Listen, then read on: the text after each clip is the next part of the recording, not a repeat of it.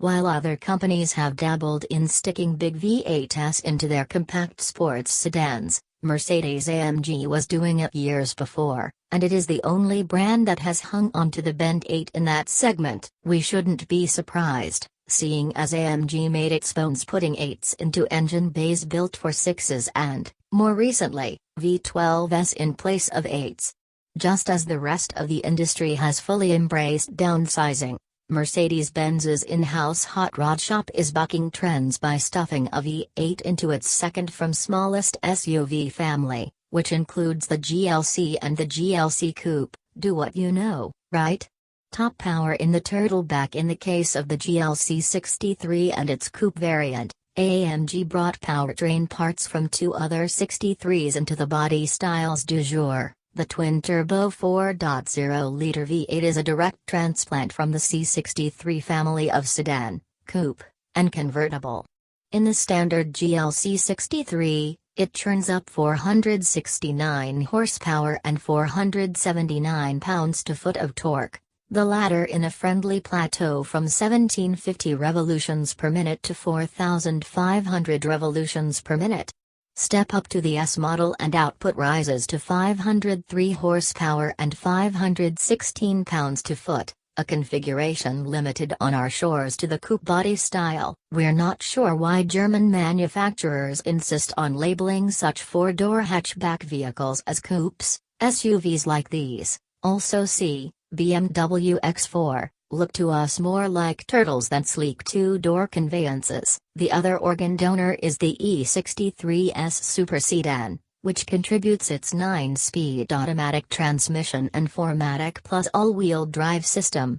A multiplate clutch pack takes the place and role of a torque converter to minimize shift times and powertrain losses, while the clutch pack front axle coupler can deliver as much as 60% of available torque forward. In most scenarios, though, the GLC 63 is strongly biased toward rear-wheel drive, and we definitely felt that on our rain-soaked drive through southern Germany, especially in the GLC 63S Coupe, with its rear wheels breaking loose at even modest speed through a switchback, a slide further exaggerated by the country's legal requirement mandating winter tires come October. Such tires are notoriously lousy in the wet. GLC 63S buyers get an electronically controlled limited slip rear differential, while non-S models make do with a standard LSD. Dynamic engine mounts also are standard fare.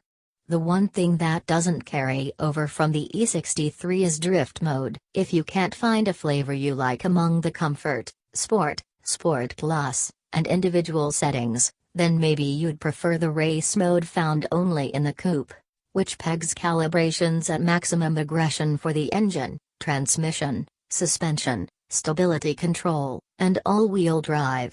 Comfort mode seemed perfectly suited for the conditions during our drive, as we've found with the other GLC variants, particularly the twin-turbo V6-powered GLC 43 in both its coupe and standard configurations. There is more DNA from the C-Class cars than the G-Class utility. The GLC 63 drives and behaves much like a car, and is basically the closest we will ever get in this country to a C63 wagon, and it should prove quite popular for that reason alone. AMGing all the things suspending the Ute is roughly 4,500 pounds, the S model is a little heavier, our multi-link setups front and rear fitted with air springs and adaptive dampers. Germany's near-perfect roads didn't give us insight into the compliance of the suspension, but we can tell that the chassis is firm and the body stiff. The multi-chamber air springs allow drive modes to adjust not only damping but also spring rates, which should keep roll in check. This newest 63 gets the vertical bar Panamericana grille that debuted on the AMG GT series last year, and it is equally striking here. It imbues this model with a purposeful presence that, despite the massive rubber underfoot, isn't obnoxiously loud. Small black fender flares affixed to the front wheel well suggest contrasting French cuffs and join similar ones in the rear borrowed from the GLC 43. Coupe models have a wafer-thin spoiler jutting out at the edge of the deck lid. Inside, the GLC 63 is pretty standard for AMG. The S model is distinguished by a contrasting mark at 12 o'clock on the steering wheel, but all versions get faux suede seat inserts. Carbon fiber trim is optional inside. There also is a carbon fiber exterior package and an AMG Night package with high-gloss black trim bits. AMG's awesomely supportive performance seats are available as part of the AMG Performance Studio option, which also brings a full leather interior. The exact final specification for U.S. models has not been established, but the GLC 63S Coupe that we drove wore 265/45 R20 front rubber with 295/40 R20s in the rear. Non-S models may come standard on 235/55 R19s in front and 255/50 R19s in the rear, or they may be upsized to 20s to start. Black wheel finishes as well as forged 21-inch wheels are available. Just how rapid is this transit?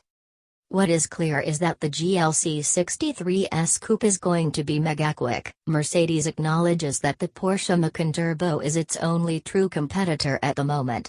The Audi SQ5 and the Jaguar F-Pace are outgunned, almost comically so, by more than 100 horses. Although we don't doubt both of those will soon visit the armory for an upgrade.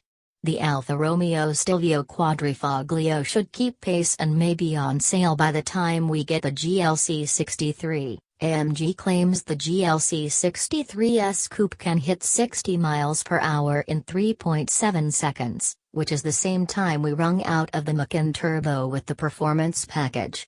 We regularly outperform Mercedes's estimates by a few tenths. So we're expecting the base GLC 63 models to match the Porsche and the S Coupe to blast to 60 in 3.6 seconds and gallop through a quarter mile in less than 12 seconds. All of this is aided by launch control, of course. Those itching for a small, V8-powered SUV will have to wait a few months. The three GLC 63 models don't go on sale until the second quarter of 2018. Official pricing, too, must wait, but we suspect this 63's price will mimic other similar upcharges in the Mercedes portfolio. Expect $70,000 to start, with the GLC 63S Coupe topping the range with a base price of about $82,000.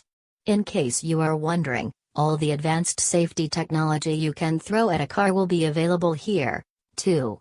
To us, until level 5 autonomy and reading the times on our morning commute becomes the norm, all this sometimes hands-off, automatic braking, steering me to the safest route, electro-tomfoolery are mostly fancy parlor tricks. We'll keep control of our cars as long as we can, thank you.